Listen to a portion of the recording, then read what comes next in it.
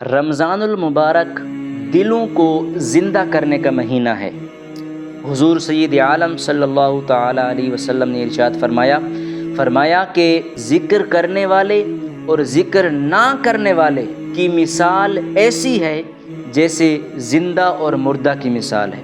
مطلب جو بندہ ذکر کرتا رہتا ہے وہ زندہ کی مانند ہے، اور جو بندہ ذکر چھوڑ دیتا ہے، ذکر نہیں کرتا، ذکر سے غافل رہتا ہے، وہ مردہ کی طرح ہے۔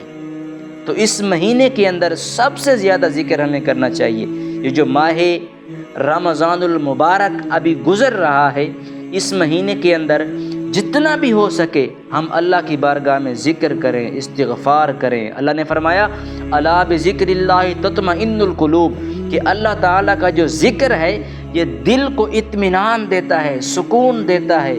اور یقین کریں یہی ذکر ہی ہے، اللہ تعالیٰ کا ذکر ہی ہے جس کی وجہ سے اولیاء کو مرتبے ملے، اولیاء نے مراتب حاصل کیے، صرف اسی ذکر کی وجہ سے۔ اس مبارک مہینے میں ہم اللہ کے ذکر کی طرف واپس آ جائیں، اللہ کے ذکر کی طرف واپسی کر لیں، ذکر الہی کی طرف رجوع کر لیں۔ میں دعا کرتا ہوں اللہ تعالی ہم سب کو اپنا ذکر کرنے کی توفیق نصیب فرمائے۔